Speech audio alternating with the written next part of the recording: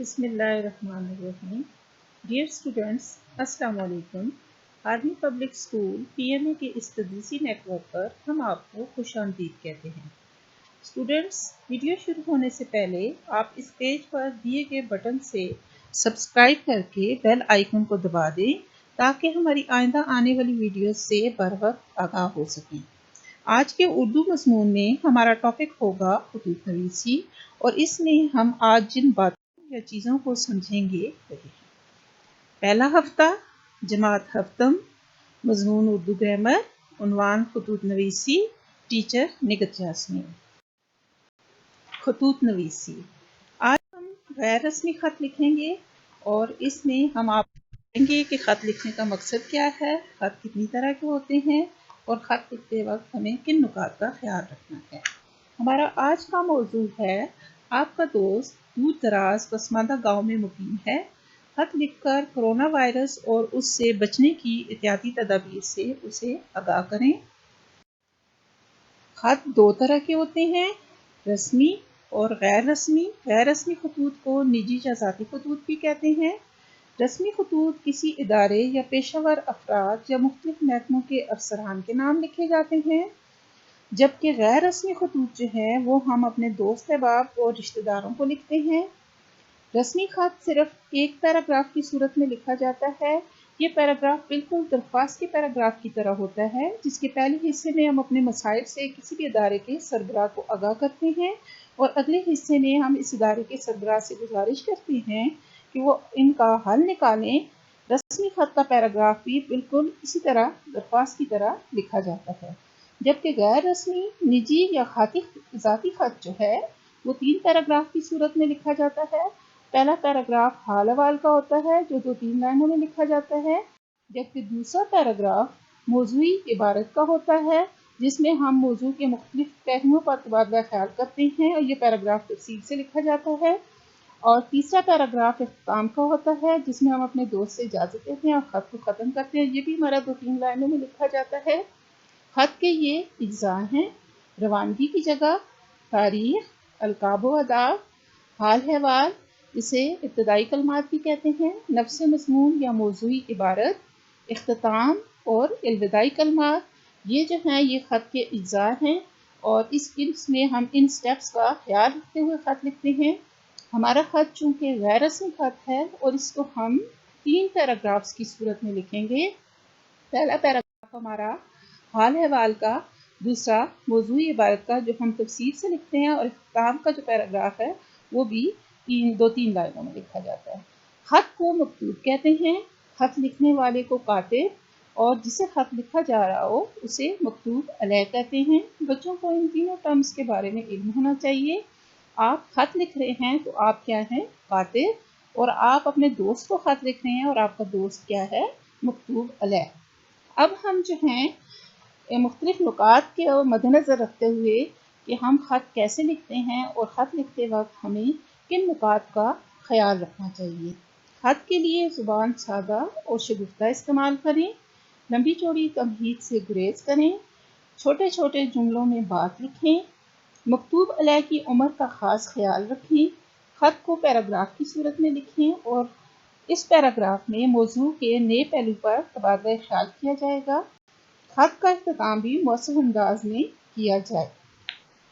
اس کے بعد میں نے خط کا ایک خاکہ بنایا ہے غیر رسمی خط کا، جس میں کو آپ مد نظر رکھتے ہوئے اگر خط لکھیں تو آپ بہت اچھے طریقے سے خط لکھ سکتے ہیں۔ اس کے سارے سٹیپس کو اس میں مد نظر رکھا گیا ہے۔ سب سے پہلا سٹیپ جو فرسٹ لائن میں آئے گا، روانگی کی جگہ یا پتہ، جس میں آپ اپنا ایڈریس بھی لکھ سکتے ہیں اور ایز ایبٹ کہ آپ ایبٹ سے خط لکھ رہے ہیں۔ دوسرے نمبر پہ دوسری لائن میں تاریخ بالکل مارجن لائن سے لکھیں گے، 31 مارچ 2020، یعنی منتھ کا نام، سن کا نام، اور جو ڈیٹ ہے اس کے آگے ڈیش آتی ہے، منتھ کے بعد کاما آتا ہے۔ اس کے بعد القاب و آداب 2 لائنوں میں لکھا جاتا ہے۔ تھرڈ لائن میں آپ اپنے دوست سے مخاطب ہوتے ہیں اور فورتھ لائن میں مارجن لائن سے آپ لکھتے ہیں السلام علیکم، اور اس کے آگے وقفے کی علامت آتی ہے۔ اس کے بعد حال احوال کا پیراگراف آ جاتا ہے جس میں آپ اپنے دوست کا حال احوال پوچھتے ہیں اور اس کو اپنی حالات سے آگاہ کرتے ہیں اور تھوڑا بہت موسم یا حالات کا ذکر کر دیتے ہیں۔ یہ 2-3 لائنوں میں آتا ہے۔ اس کے بعد نفس مضمون یا موضوعی عبارت کا پیراگراف آ جاتا ہے۔ آج کا ہمارا موضوع جو ہے وہ کرونا وائرس، اور اس کے لیے ہم کون سی احتیاطی تدابیر اختیار کر کے اس سے بچ سکتے ہیں۔ اس کے لیے میں آپ کو کچھ انفارمیشن دوں گی، آپ ان انفارمیشن کو اپنے الفاظ میں تبدیل کر کے اس عبارت میں لکھ سکتے ہیں۔ یہ پیراگراف ہمارا ڈیٹیل سے لکھا جاتا ہے، اس میں ہم موضوع کے مختلف پہلوؤں پر بھی لکھ سکتے ہیں، اور اختتامی پیراگراف جو ہے وہ جس میں ہم خط ختم کرتے ہیں، اپنے دوست سے آپ اجازت لیتے ہیں اور سب کو سلام کہتے ہیں، اور آخری جو ہے آ جاتے ہیں الوداعی کلمات۔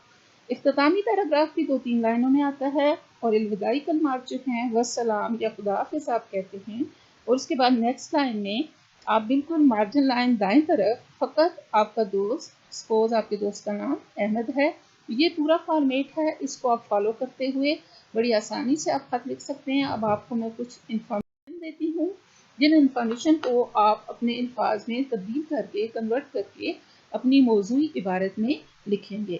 تو سب سے پہلے ہمیں یہ پتہ ہونا چاہیے، کیونکہ آپ کا دوست جو ہے وہ ایک پسماندہ گاؤں میں رہتا ہے اور وہاں کے لوگ اس بیماری کے بارے میں اتنا زیادہ نہیں جانتے، آپ اس کو اس کے بارے میں معلومات فراہم کریں اور اس کو بتائیں کہ گاؤں کے لوگوں کو بھی ان چیزوں سے آگاہ کریں۔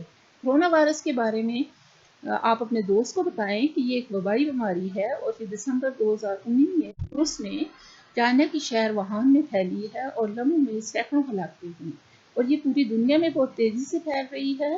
195 ممالک اس کی لپیٹ میں آ چکے ہیں، اس لیے ہمیں احتیاطی تدابیر کی بہت زیادہ ضرورت ہے۔ اب آپ جو ہے اپنے دوست کو اس وائرس کے بارے میں بتائیں کہ اس کی علامات کیا ہیں، وہ اپنے گھر والوں کو اور اپنے ارد گرد کے لوگوں کو ان علامات کے بارے میں بتائیں، کیونکہ ان علامات سے اندازہ ہو جاتا ہے کہ یہ کرونا وائرس ہے۔ اس میں ناک کا بہنا، خشک کھانسی، سر اور گلے میں شدید درد، تیز بخار، سانس لینے میں دشواری اور نمونیا کی شکایت۔ اس بیماری کا سب سے زیادہ اثر جو ہوتا ہے وہ پھیپھڑوں پر پڑتا ہے، اور سب سے زیادہ اثر انداز وائرس جو ہوتا ہے وہ پھیپھڑوں پر ہوتا ہے۔ اب اس کے بعد ان علامات کے بعد آپ اپنے دوست کو کچھ احتیاطی تدابیر سے آگاہ کریں، تاکہ وہ اپنے گاؤں کے لوگوں کو ان احتیاطی تدابیر سے آگاہ کر سکے، اور تاکہ وہ سب جو ہیں اپنی حفاظت کر سکیں۔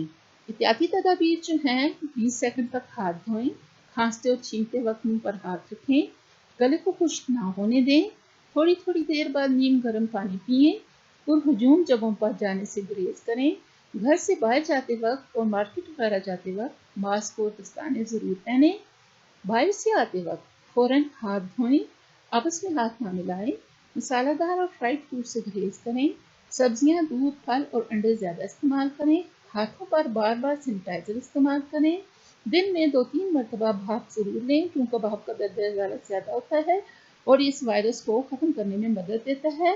سب لوگ گھروں میں رہیں، بلا ضرورت گھروں سے باہر نہ نکلیں۔ ان سارے پوائنٹس کو آپ اپنے الفاظ میں کنورٹ کر کے موضوعی عبارت میں اپنے دوست کو مخاطب کرتے ہوئے لکھیں، اور اپنے دوست کو یہ بتائیں کہ وہ بالاخیر کے ایک پسماندہ گاؤں میں مقیم ہے اور وہاں کے لوگ وائرس کے بارے میں بہت کم جانتے ہیں۔ انہیں اس وائرس کے بارے میں معلومات فراہم کریں، اور اپنے دوست سے یہ بھی کہیں کہ آپ کو اپنے دوست اور اس کے گھر والوں کی بہت فکر ہے اور ان کی زندگی آپ کو بہت عزیز ہے۔ وہ اپنے گھر والوں اور اپنے ارد گرد کے لوگوں کو بھی اس کے بارے میں آگاہ کرے، تاکہ وہ ان سب احتیاطی تدابیر پر عمل کر کے اس وائرس سے بچ سکیں۔ خدا حافظ، سب کو اللہ اپنی امان میں رکھے۔